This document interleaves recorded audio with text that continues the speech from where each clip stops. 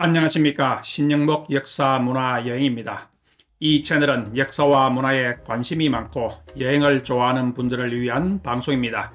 오늘은 천안 병천의 유명한 인물 박문수와 유관순에 관련된 이야기를 풀어보려고 합니다. 암행의사 박문수는 조선 후기 사람이고 유관순은 일제강점기 사람으로 약 160년의 차이가 나기 때문에 직접 관련은 없지만 아운의 장터라는 공통점이 있습니다. 박문수와 아운의 장터 그리고 아운의 장터와 유관순은 어떻게 관련이 되었는지는 이 영상을 끝까지 보시면 이해가 되실 것입니다. 이 영상을 보시며 아직 구독을 하지 않으신 분들은 먼저 구독과 좋아요를 꾹 눌러주시면 제가 앞으로 더 좋은 영상을 만드는데 큰 힘이 됩니다. 박문수라고 하면 조선 후기 영조 임금 때 암행의사로 유명했다는 것은 어린이들도 잘 알고 있습니다. 조선시대 500년 동안 암행의사로 활동했던 사람이 수백 명이 되지만 박문수만큼 유명한 사람은 없습니다. 조선 초기부터 말기까지 이황, 정약용, 김정희 등 당대의 유명했던 사람들이 암행의사를 했지만 민간에서 기억하는 그들의 활동은 알려진 바가 없습니다. 그 중에서 특히 박문수는 암행의사로 활동했던 전설이 많이 전해지고 있는데 이것은 그가 암행의사로 활동하면서 백성들로부터 많은 신뢰와 사랑을 받았다는 것을 의미합니다. 박문수는 영조가 임금이 되기 전 젊은 시절에 매우 친하게 지냈던 사이였습니다. 나중에 영조가 임금이 되었어도 두 사람은 서로 신뢰하고 도와주는 사이가 되었습니다. 영조는 당시에 당파 싸움으로 나라가 시끄럽고 분열이 심하여 상평책으로 나라를 통치하려고 했지만 쉽지 않았습니다. 영조는 친구인 박문수에게 힘들고 어려운 일을 맡겼고 그는 영조의 기도에 부응하여 성실하게 일 처리를 하였습니다. 박문수가 영조의 명을 받아 여러 번 암행의사로 파견된 것도 이런 특수한 관계였기 때문에 가능하였습니다. 암행의사들이 부패한 관리들을 처벌하고 백성들의 억울함을 해결해 주어야 하는 것이 당연한 임무였지만 그 반대로 행동하는 사람들이 많았습니다.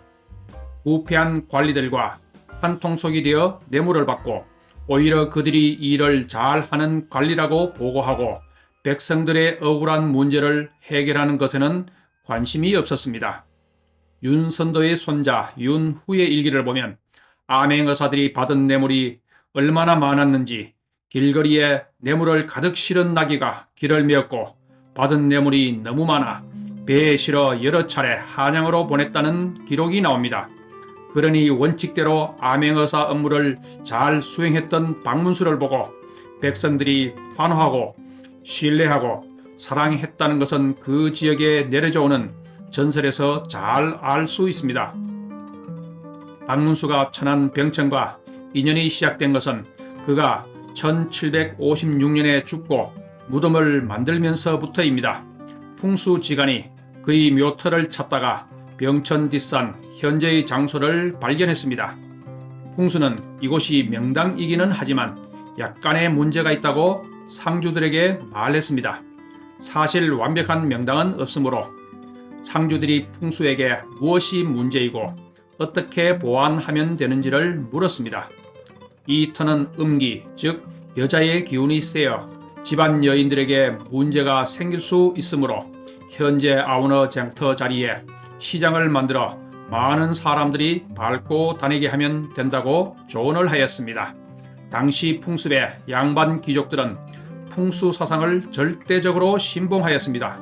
아무리 명당이라고 하더라도 집안의 연일에게 문제가 생긴다면 큰 일이라고 생각하여 다른 곳에 있던 장터를 현재의 장소로 옮기게 하였습니다.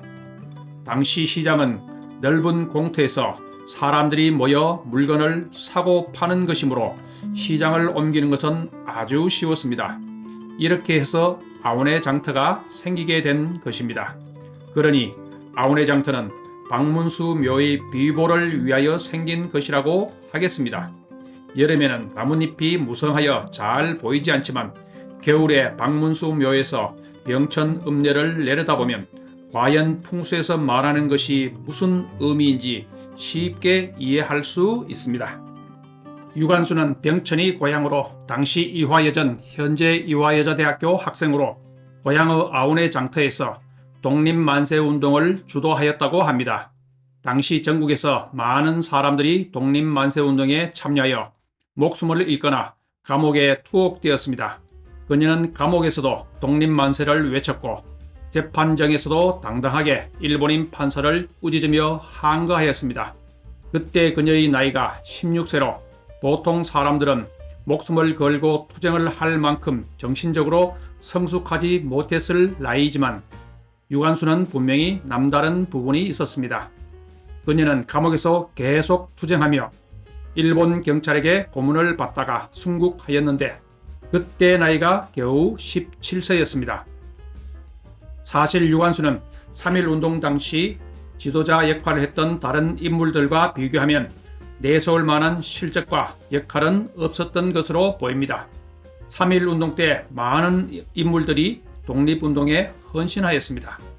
아운의 장터에서 주도적인 만세운동을 했던 인물은 조병옥 박사의 아버지 조인원과 지역 어른들이었던 것으로 알려져 있습니다.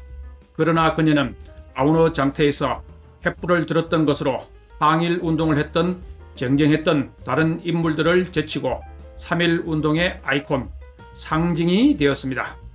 아마도 그 이유는 그녀가 10대로 가장 어렸고 또한 일찍 순국했으므로 다른 어른들처럼 변절하지 않은 순결한 모습을 가장 높이 평가하였기 때문일 것입니다.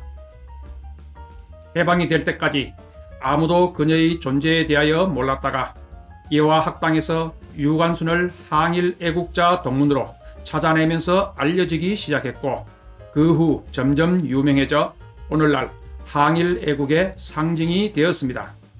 만약 그녀가 요절하지 않고 장수하며 사회활동을 하였다면 절대로 3.1운동의 상징이 되지 못했을 것입니다. 어쨌든 그녀의 숭고한 정신과 만세운동은 절대로 낮게 평가할 수 없습니다. 오히려 어른들도 하기 힘든 것을 어린 소녀가 해냈다는 것에 더 높은 평가를 받을 자격이 충분합니다. 오늘은 암행의사 박문수가 죽어 병천 뒷산에 묘를 쓰면서 생겨난 아운의 장터의 유래를 설명하였습니다.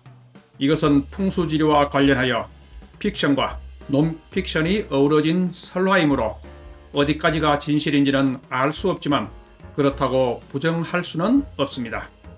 160년 뒤 유관순은 아운의 장터에서 독립만세운동을 하여 항일 애국의 상징이 되었습니다.